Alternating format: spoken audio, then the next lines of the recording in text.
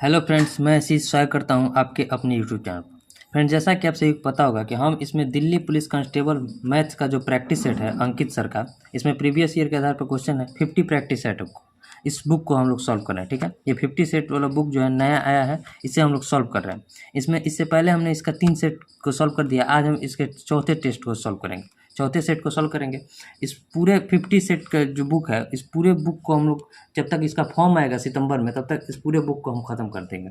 तो वो आपके लिए काफ़ी हेल्पफुल होगा, ताकि आप आगे भी जब इस क्वेश्चन को लगाए, सारे क्वेश्चन को, तो आपका प्रैक्टिस अच्छा हो सके, ठीक है। इस पूरे बुक को सॉल्व करने के बाद लगभग एक सेट में 15 सवाल है, यानी कि 15 5 75 750 सवाल हो जाएंगे, जिससे आपकी काफ़ी मदद होगी, ठीक है।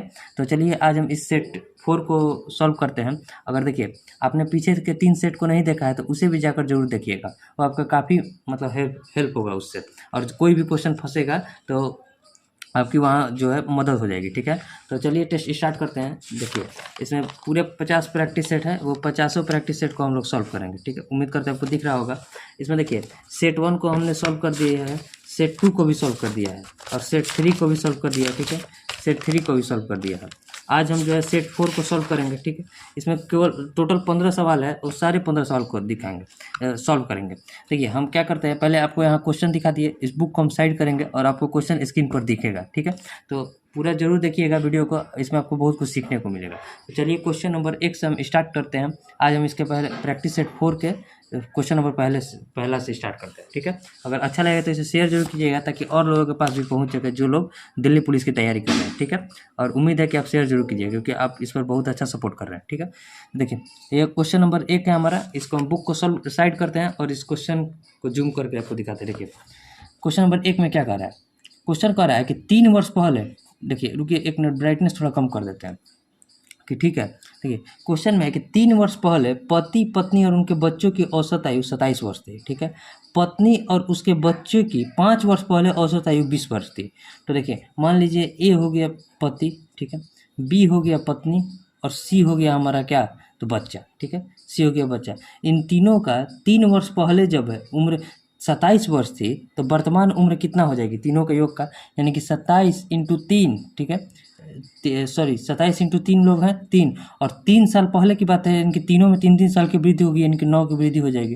देखिए ये भी 3 साल बड़ा होगा, ये भी 3 साल बड़ा होगा, ये भी 3 साल बड़ा होगा। और जब वर्तमान उम्र में लाएंगे तो इनकी 9 साल टोटल वृद्धि होगी। और औसत को 1 मिनट के ब्राइटनेस थोड़ा हम कम करते हैं अभी, ठीक है। अब देखिए, और जब हम औसत उम्र जब हम टोटल संख्या में औसत उम्र से गुना करेंगे तो हमारा टोटल योग आ जाएगा, और वर्तमान का योग में 9 से जोड़ देंगे, क्योंकि तीनों में 3 3 साल की वृद्धि हुई होगी। कितना हो गया, 27 3 81 और 9 90। उसी तरह दिया है, देखिए पत्नी यानी कि बी और बच्चे यानी कि सी का वर्तमान उम्र निकालने के लिए पहले औसत आयु उनकी कितनी है 20, और दो लोग हैं तो 2 से गुना करेंगे। और 5 वर्ष पहले की बात कर रहे हैं तो दोनों 5 साल बड़े होंगे, यानी कि 10 साल टोटल बड़ा होगा। तो कितना हो गया, 20 दूनी 40 से 10 कितना हो गया, 50। अब पूछ रहा है कि पति की उम्र क्या है। तो देखिए जब ए प्लस बी प्लस सी का उम्र है 90 वर्ष और बी प्लस सी का उम्र है 50, तो ए का निकालेंगे तो क्या करेंगे, 90 में से हम 50 को घटा देंगे तो हमारा पति का उम्र आ जाएगा। कितना हो जाएगा, 90 में से 50 गया 40, 40 जो हो जाएगा पति का उम्र हो जाएगा। कौन सा ऑप्शन में है 40, तो ऑप्शन नंबर बी, ठीक है। उम्मीद करते हैं आपको समझ में आया होगा। अब देखिए next question, question number second. Question number second आपको दिखा देते हैं, और स्क्रीन पर भी दिखेगा। देखिए ये है हमारा क्वेश्चन नंबर सेकंड। अब इसी को दिखा, क्वेश्चन में दिया है कि दी गई आकृति में 8 सेंटीमीटर तथा 20 सेंटीमीटर भुजा वाले 2 वर्ग दिए गए हैं। छायांकित भाग का क्षेत्रफल बताना है। जो इसमें छायांकित भाग है उसका क्षेत्रफल बताना है। देखिए पहले इस फिगर को हम बना लेते हैं। मान लीजिए एक ये छोटा वाला वर्ग है, छोटा वाला वर्ग, और इसी पर एक बड़ा वाला वर्ग है, यही है फिगर में, ठीक है। ये बड़ा वाला वर्ग हो गया। अब इसमें दिया है, ये विकर्ण दिया है, ठीक है। और इस भाग का हमसे क्षेत्रफल पूछ रहा है, इस भाग का हमसे क्षेत्रफल पूछ रहा है, ठीक है ना। इस भाग का टोटल भाग का क्षेत्रफल इसका दिया है कितना, 20 सेंटीमीटर भुजा का है, वर्ग है तो सारी भुजा बराबर होगी, और इसका 8 सेंटीमीटर भुजा है। तो देखिए हम आपको बता रहे हैं ये कोण कितना डिग्री का हो जाएगा, 90 डिग्री का। तो ये कोण भी हमारा 90 डिग्री का होगा ना, ये इस तरफ होला, यहाँ समझिएगा, ये जो कोण है ये भी हमारा 90 डिग्री का होगा। तो समरूपता का नियम क्या होगा, देखिए समरूपता का जो नियम हो जाएगा, 2 कोण जो है राइट एंगल ट्रायंगल से दोनों त्रिभुज आपस में समरूप होंगे होगा। जब समरूप होंगे त्रिभुज, मान लीजिए इस त्रिभुज का नाम ले लिए ए बी और सी, और ये टोटल त्रिभुज बड़ा वाले त्रिभुज को, एक छोटा वाला त्रिभुज है, इस बड़े वाले त्रिभुज के ले लिए ए डी और ई, ठीक है। तो त्रिभुज जो है ए डी ई समरूप होगा किससे? समरूप होगा त्रिभुज ए बी सी से, ठीक है, बोले त्रिभुज यानी कि ए बी सी से। और समरूपता का नियम क्या होता है? इसमें जो ए सी भुजा होगी वो ए सी बटा पूरा बड़ा वाला, एक त्रिभुज का भुजा लेंगे यानी कि पूरा बड़ा वाला लेंगे तो ए ई, ठीक है, और बराबर किसके हो जाएगा? ये जो मतलब बी सी जो है भुजा, बी सी भुजा बराबर किसके हो जाएगी? तो डी ई के, यानी कि डी ई के बराबर हो जाएगी। ये समरूपता का नियम हो गया, ठीक है। तो अब देखिए ए सी का वैल्यू हमारा दिया है, क्या दिया है? ए सी का वैल्यू है हमारा देखिए 8, ठीक है, और ए ई का क्या हो जाएगा? 8 और प्लस इसका वैल्यू 20 है ना, क्योंकि वर्ग है, तो 20 और 8 कितना हो गया? 28। अब बराबर बी सी का वैल्यू हमें निकालना है, तो मान लीजिए इसको x मान लिए और डी का वैल्यू दिया है 20, ठीक है। अब देखिए तो x बराबर क्या हो जाएगा हमारा? 4 से इसको कटेंगे 2 और 4 से इसको कटेंगे 7, यानी कि x बराबर हो गया हमारा 20 दूनी 40 और बटे में 7, x का वैल्यू आ गया। तो जब इसका वैल्यू हमारा 40/7 आ गया, बी सी बराबर एक्स और एक्स बराबर 40/7, तो हम इस छोटे वाले त्रिभुज के क्षेत्रफल निकाल देंगे। तो छोटे वाले त्रिभुज का क्षेत्रफल क्या हो जाएगा? हाफ बी सी इंटू ए सी, ठीक है। तो अब देखिए 1/2 इंटू बी सी का वैल्यू कितना है? 40/7 और ए सी का वैल्यू कितना दिया है? तो 8, ठीक है। 2 से इसको कटेंगे 4, 40 चूँकि कितना होता है? 160 और बटे में 7, 160/7 सेंटीमीटर जो है स्क्वायर छायांकित भाग का क्षेत्रफल हो जाएगा। देखिए ये दोनों त्रिभुज आपस में समरूप है, समरूपता के नियम से इस वैल्यू को हम निकाल लिए, ठीक है, और फिर यहाँ से इसका मान पुट किए, आंसर आ गया। उम्मीद करते हैं आपको समझ में आया होगा। अगर नहीं आया होगा तो इसे एक बार फिर से जरूर कीजिएगा, और फिर भी नहीं आएगा तो कमेंट जरूर कीजिएगा, ठीक है। अब देखिए next question, question number 3। Question number 3 में क्या कह रहा है? क्वेश्चन में कह रहा है कि देखिए क्वेश्चन पहले पढ़कर आपको दिखा देते हैं। क्वेश्चन है कि यदि 20 वस्तुओं का क्रयमूल्य जो है 25 वस्तुओं के भी क्रयमूल्य के बराबर है, ठीक है। मान लीजिए 20 वस्तु का जो है सीपी वो 25 वस्तु के 40% यानी कि 25 वस्तुओं के विक्रय मूल्य का 40% के बराबर है, यानी कि 40% गुना एसपी के बराबर है, ठीक है। यही क्वेश्चन में कह रहा है। अब देखिए तो यहाँ से निकालिए, यहाँ 0 से 0 गया, 0 से 1 0 गया। अब यहाँ नीचे में है 10, 5 से इसको कटाएंगे 2, 5 से इसको कटाएंगे तो 5, ठीक है, और 5 से इसको कटा देंगे तो 4, तो सी पी यानी कि 4 सी पी बराबर क्या बचा है? 4 सी पी बराबर हमें बचा है, यहाँ से देखिए कहीं गड़बड़ हो रहा है, एक बार फिर से लिखते हैं, रुकिए। दिया है कि 20 सी पी बराबर दिया है 25 इंटू 40/100, ठीक है, इंटू एस पी। यही क्वेश्चन में दिया है ना। अब देखिए कटाइए, वहाँ कटाने में गलती, 1 0 से 1 0 कट गया हमारा, 5 से इसको कटाए तो 2 और 5 से इसको कटाए तो 5, ठीक है, 2 से इसको कटाए तो 2, अब यहाँ 5 से इसको कटा दिए तो 4 और 2 से इसको कटा दिए तो 2, यानी कि 2 सी पी बराबर एस पी बचा। तो सी पी और एस पी का रेशियो क्या हो जाएगा? 1:2। तो हमसे पूछ रहा है कितना का लाभ या हानि हुआ। तो हमें क्रयमूल्य है 1 रुपया, बेच रहे हैं 2 रुपये में, तो लाभ हुआ है कितना का? 1 रुपया पर। किस पर? सी पी पर, और गुना 100, यानी कि 100% का जो है प्रॉफिट हुआ है, 100% का जो है लाभ हुआ है। कौन सा ऑप्शन में है 100% का प्रॉफिट? तो ऑप्शन नंबर ए में। उम्मीद करते हैं आपको समझ में आएगा, वहाँ थोड़ा मतलब ओवर रेटिंग हो गया था इसीलिए समझ में नहीं आया। अब देखिए next question, question number 4। Question number 4 में क्या कह रहा है? क्वेश्चन आपको दिखा देते हैं। देखिए ये क्वेश्चन है, क्वेश्चन में कह रहा है कि किसी वस्तु को बेचने पर 5% तथा 25% की क्रमिक छूट एकल छूट के रूप में कितनी होगी। तो बस इसमें कुछ नहीं, ये फॉर्मूला आप ध्यान में रखिए, एक्स प्लस वाई, जब छूट की बात कर रहा है तो माइनस XY/100, ठीक है। तो एक्स कितना है? मान लीजिए 5 और वाई कितना है? तो 25 और माइनस 5 इंटू 25 और बटे में 100, ठीक है। अब देखिए 25 5 कितना हो गया? 30, और 30 में से इसको कटाइए 4, 4/5/4 को क्या लिख सकते हैं? 1.25, ठीक है, इतना लिख सकते हैं ना, 4 दूनी 8, 1.25। तो 30 में से 1.25 घटेगा तो कितना बचेगा हमारे पास? तो बचेगा 28.75%। यही जो हो जाएगा एकल छूट हो जाएगा, 28.75% एकल छूट। कौन सा ऑप्शन में है? ऑप्शन नंबर ए में, ठीक है। अब देखिए next question, question number 5, next page ले लेते हैं। क्वेश्चन नंबर 5 है, ये है हमारा। अब इस क्वेश्चन को देखिए कैसे सॉल्व होगा। क्वेश्चन में क्या कह रहा है? क्वेश्चन में कह रहा है कि एक 110 मीटर लंबी ट्रेन है, ठीक है, जो 132 किलोमीटर पर आवर की चाल से चल रही है, उसे 165 मीटर लंबे पुल को पार करने में कितना समय लगेगा। तो देखिए जब कोई ट्रेन किसी पुल को या फिर किसी स्टेशन को पार करती है तो वो अपनी लंबाई और पुल की लंबाई या फिर स्टेशन की लंबाई दोनों को पार करेगी।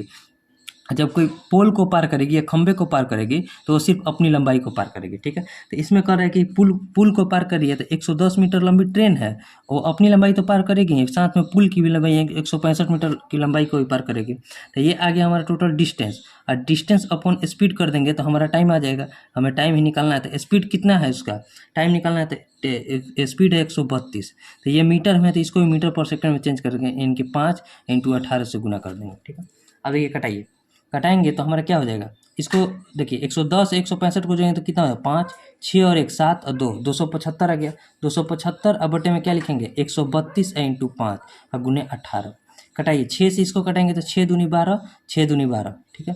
और 6 से इसको कटाएंगे तो 3, 5 से इसको कटाइए तो 5 25, 5 5 25, 11 से इसको कटाएंगे 2, 11 से इसको कटाएंगे 5, यानी कि 5 तरीके 15 और बटे में 2। 15/2 को हम क्या लिख सकते हैं, 15/2 को हम लिख सकते हैं 7.5 सेकंड, जो कि ऑप्शन में है, ऑप्शन नंबर बी में है 7.5 सेकंड, ठीक है। उम्मीद करते हैं आपको समझ में आ रहा होगा। आज गर्मी बहुत ज़्यादा है, तो देखिए अब देखिए next question, question number 6। Question number 6 में क्या कर रहा है, क्वेश्चन है, अब क्वेश्चन आपको दिखा देते हैं। ये देखिए क्वेश्चन है, अब क्वेश्चन में क्या कर रहा है कि ए 25 लाख रुपए का निवेश करके टैक्सी सर्विस प्रारंभ करता है, 3 महीने बाद बी 40 लाख रुपए का निवेश कर जुड़ जाता है, और बी बिजनेस से जुड़ने के 4 महीने बाद 50 लाख का निवेश कर सी भी जुड़ जाता है। ए के बिजनेस आरंभ के 1 वर्ष बाद उन्हें 27,30,000 का लाभ होता है, तो लाभ में सी का हिस्सा क्या है। बस देखिए, लाभ बराबर क्या होता है, लाभ कैसे होगा, लाभ बराबर होता है हमारा पूंजी इंटू समय, पूंजी गुना समय, जितना हम पूंजी लगाए हैं और जितने टाइम के लिए लगाए हैं तभी हमारा लाभ प्राप्त होगा। एक है ए बिजनेसमैन और एक है बी बिजनेसमैन और एक है सी बिजनेसमैन। ये ए जो है वो 25 लाख रुपया लगाया है और टोटल 12 महीने के लिए लगाया है, ठीक है, 25 लाख रुपया। और बी जो है 40 लाख रुपया लगा रहा है, लेकिन वो किसके 3 महीने बाद आ रहा है, यानी कि 9 महीने के लिए मात्र लगा रहा है, एक साल में 9 माह के लिए लगा रहा है। और इसके 4 महीना बाद सी आ रहा है, यानी कि 50 लाख रुपया लगाकर सी आ रहा है कितना महीने का, ये 3 और 4 7, यानी कि 5 महीने के लिए मात्र लगा रहा है। इसके 4 महीने बाद आया है, यानी कि 5 महीने के लिए लगा रहा है, ठीक है। अब देखिए पहले इसको हम कटा लेते हैं, छोटा रूप कर देते हैं। 5 से इसको कटाएंगे तो 5, और 5 से इसको कटाएंगे तो 8, और 5 से ये कट गया। और 2 से कटाइए, 2 से कटाएंगे तो 6, और 2 से इसको कटाएंगे तो 4, और 2 से इसको कटाएंगे तो 25। क्या बचा, 6 पंजे 30, रेशियो 4 9 36, रेशियो 25, ठीक है। अब ये हमारा लाभ का अनुपात है, पूंजी इंटू टाइम बराबर लाभ प्रॉफिट, ठीक है। तो लाभ का अनुपात जब इतना है और लाभ दे कितना रहा है, तीनों का योग कितना हो जाएगा, 5 6 11, 3 3 6 3 9, 91 का वैल्यू दिया है 273।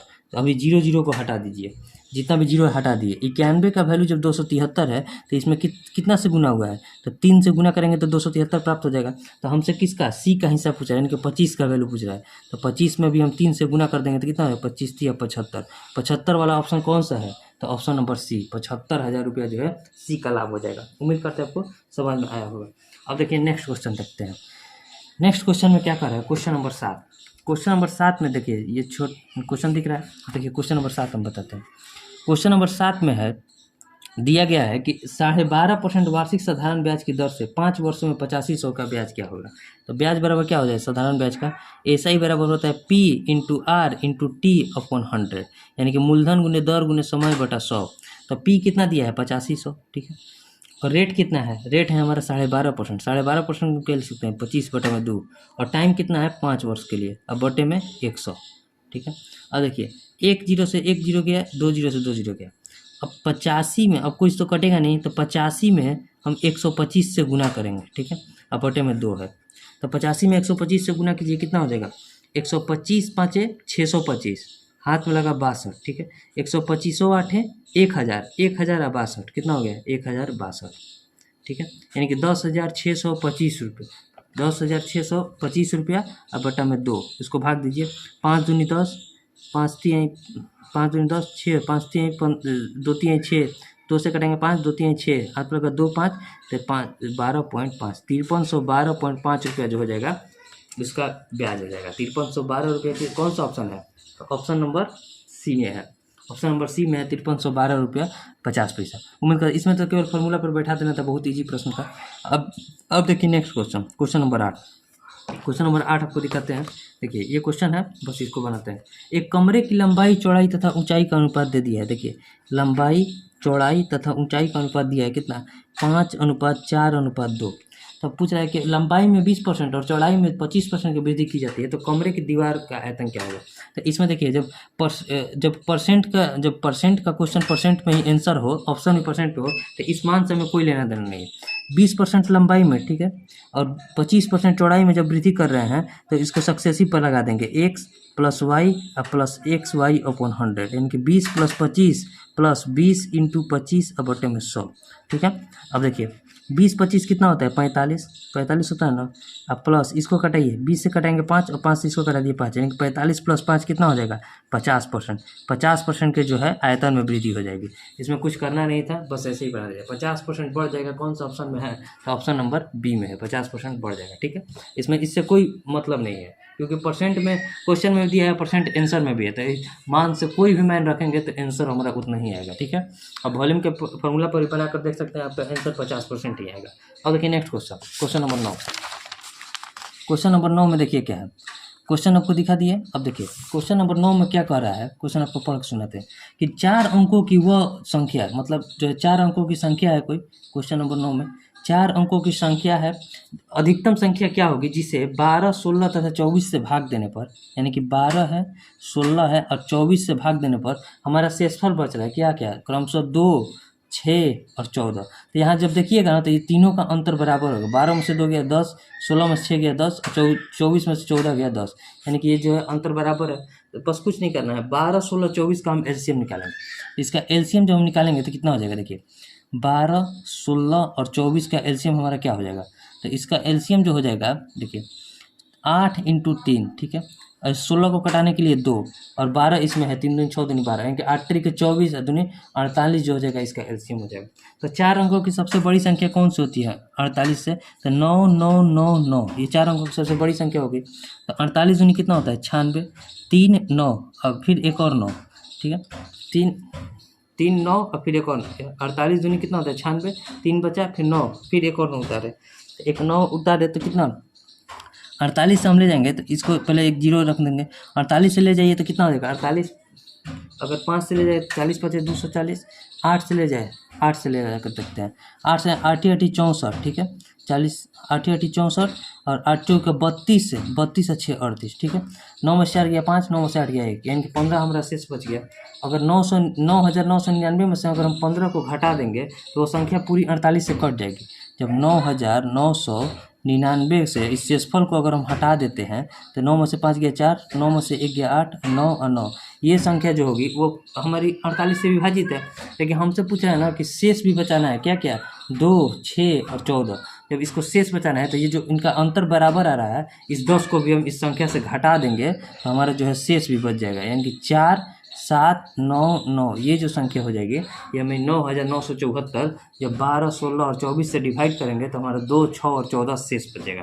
उम्मीद करते हैं आपको समझ में आया होगा। इस क्वेश्चन में कुछ करना नहीं था, बस यही कंसेप्ट था। और अब देखते हैं आगे क्वेश्चन को।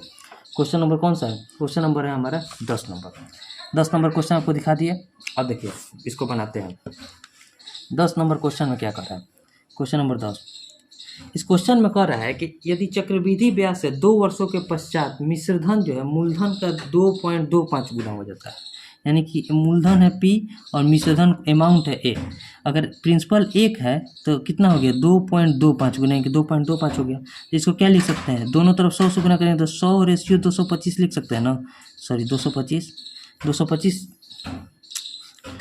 क्या लिख सकते हैं, 100/225, ठीक है।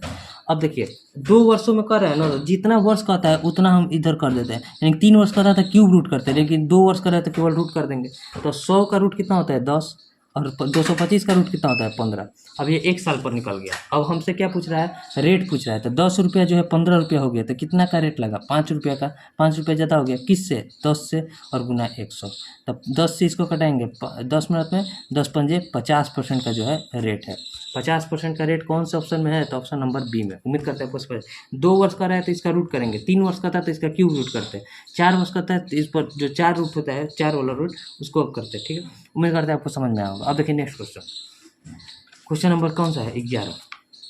आपको 11 नंबर क्वेश्चन दिखा दिया। अब देखिए क्वेश्चन नंबर 11 में क्या कर रहा है, क्वेश्चन में देखिए क्वेश्चन है कि एक दिया है कि कोई धनराशि चक्रवृद्धि ब्याज से दूसरे वर्ष के अंत में 975 रुपये, ठीक है। 2 वर्ष के अंत में कितना हो गया 975, ये अमाउंट है, मिश्र धन है, इसमें प्रिंसिपल इंक्लूडेड है, ठीक है। और चौथे वर्ष के अंत में जो है 1014 रुपये हो जाती है, यानी कि चौथे वर्ष के अंत में कितना हो गया 1014 रुपये। तो हमसे क्या पूछ रहा है कि वो धनराशि बताना है। देखिए इसको हम 2 मेथड से बना सकते हैं, जो आपको बढ़िया लगेगा। ऐसे सेम ही मेथड है, बस आपको कॉन्सेप्ट बता देंगे बाद में। देखिए पहला मेथड क्या है, शॉर्ट मेथड जो है, शॉर्ट में हम इसको कैसे बना सकते हैं। शॉर्ट में कुछ नहीं करना है, 1014 है ना, 1014 में हम 975 से भाग देंगे, ठीक है। 1014 में 975 से भाग देंगे, और जितना हमारा आएगा कटाने पर फिर 975 में उससे भाग देंगे तो हमारा प्रिंसिपल आ जाएगा। देखिए कैसे 1014 में जब 975 से भाग देंगे तो देखिए कटाइए, अगर हम इसको 13 से कटाइए, 13 से कट जाएगा, 13 7 91 6, 13 से कट जाएगा, 13 से कटिए, 13 7 91, 13 8 104, और 13 से इसके बाद 13 7 91, 13 5 65, 75/78 आ गया, 78/75 आ गया। और कटेगा किसी से नहीं कटेगा, अब किसी से नहीं कटेगा, 3 से कट जाएगा, 8 7 15, 7 5 12, 3 से कटाइए, 3 से कटाएंगे 26 3 78, और 3 से कटाएंगे 25 3 75, यानी कि 26/25 आ गया ना। अब इस 26/25 से हम 975 भाग दे देंगे, तो 975, ठीक है। अब भागा 26 और गुना 25, भाग दीजिए। 13 से इसको कटेंगे 2, और 13 से इसको कटेंगे तो कितना हो जाए 13 7 91, 6 5 13 5 65, यानी कि अब 25 में 75 से गुना करेंगे तो कितना 25 5 125, 25 7 175 और 22, 175 और 22 कितना होता है 175 277 और 20, 177 और 20 197, यानी कि 1975 में 2 से भाग दीजिए, कितना हो गया 9 दूनी 18, ठीक है। 1 7 2 8 16, 2 8 सॉरी, तो 1975 में से 9 दूनी 18, तो 1 7 9 8 गलती हो रहा है क्या कहीं, 1975 में जब हम 2 से भाग देंगे तो कितना हो जाएगा 2 9 18, कितना बचा 1 7 2 8 16, 1 5 2 7 14, कहीं गलती हो रहा है, 1 मिनट रुकिए, 1 मिनट फिर से एक बार देख लेते हैं। 26/25 है ना, 13 से इसको कटेंगे तो 2, और 13 से इसको कटेंगे तो 75 में 25 से गुणा करें, 25 5 125, हाथ में लगा 12, तो 25 25 7 175 और 12 सॉरी 187 होता है। यहाँ देखिए 1875 हो जाएगा, 25 में 75 से गुना करेंगे तो, और फिर 2 से भाग देंगे, 2 से भाग दिए तो कितना हो गया 9 दूनी 18, फिर 7 5 बता 7 5 यानी कि 37 दूनी 74, 937 रुपया 50 पैसा। ये तो आ गया हमारा फर्स्ट मेथड, यही हमारा प्रिंसिपल हो जाएगा। अब देखिए नेक्स्ट हमको आपको बताते हैं वो कैसे बनेगा। इसमें कुछ नहीं करना था, 1014 में 975 से पहले डिवाइड करेंगे, और जो भी हमारा आएगा जैसे डिवाइड करने पर 26/25 आए, बस इसी 26/25 को हम 975 से भी डिवाइड कर देंगे तो हमारा आंसर आ जाएगा, प्रिंसिपल आ जाएगा, ठीक है। तो अब देखिए जब अंतर ही दोनों का यहाँ 2 साल का अंतर दिया है, यहाँ भी 2 साल है, ठीक है। अब देखिए नेक्स्ट क्वेश्चन से हम कैसे बना सकते हैं। नेक्स्ट मेथड आपको बताते हैं। इसमें देखिए कुछ नहीं है, क्या दिया है P, देखिए P इंटू 1 प्लस R बटे में 100 के पावर 2 बराबर है हमारा 975, ठीक है। 975 है ना, और P इंटू 1 प्लस R बटे 100 के पावर 4 बराबर दिया है 1014। तो अब इसमें कुछ नहीं, दोनों तरफ हम इसको स्क्वायर कर देंगे, इसको बराबर करने के लिए इसको भी हम स्क्वायर कर देंगे, तो दोनों तरफ स्क्वायर करना पड़ेगा। तो क्या बचेगा इधर P square into 1 plus R बटे में 100 के पावर स्क्वायर बराबर 975 इंटू 975 बचेगा। और यहाँ क्या बचता है, तो भाग दे देंगे P इंटू 1 प्लस R बटे में 100 के पावर 4 बराबर इसका बटा में इसको 1014 कर देंगे, ठीक है। बस इसका डिवाइड इससे कर दिए, तो P से देखिए ये P कट गया और एक ये कट गया, तो यहाँ क्या बचा P, और इसको कटाएंगे तो बस आंसर आ जाएगा। देखिए कटाइए, 13 से कटाएंगे तो कितना कट रहा है 13 7 91, 13 7 91 10 1 13 8 104, 13 से कटाएंगे तो 13 7 91 13 5 65, ठीक है। 3 से कटाएंगे तो 26, और 3 से कटाएंगे तो 25, 13 से कटाएंगे तो 2, और 13 से इसको कटाएंगे तो 13 7 91 यही पास 25 इंटू 75 बटा 2 आ गया, यानी कि फिर से आएगा कितना आया था वहाँ 25 में 75, 25 5 125, 25 187, यानी 1875 और बटे में 2 करेंगे तो कितना आएगा 937 रुपया 50 पैसा। उम्मीद करते हैं आपको समझ में आया होगा। एक ये मेथड है और एक वो मेथड है, यही मेथड है, बस अब इस पर प्रैक्टिस कर लीजिएगा तो वो शॉर्ट हो जाएगा और कुछ नहीं है उसमें। अब देखिए next question number 12। Question number 12 में क्या कर रहा है, यहीं एक क्वेश्चन में पूरा 15 सवाल में हम जब बनाए थे तो यहीं एक क्वेश्चन में मुझे लगा कि थोड़ा जान है और कोई क्वेश्चन में जान नहीं है। देखिए अब देखिए क्वेश्चन नंबर जैसे 12 क्या है, क्वेश्चन नंबर 12 में है कि एक भिन्न का अंश उसके हर से 3 कम है, ठीक है। मान लीजिए भिन्न है x, तो उसका हर क्या है x प्लस 3।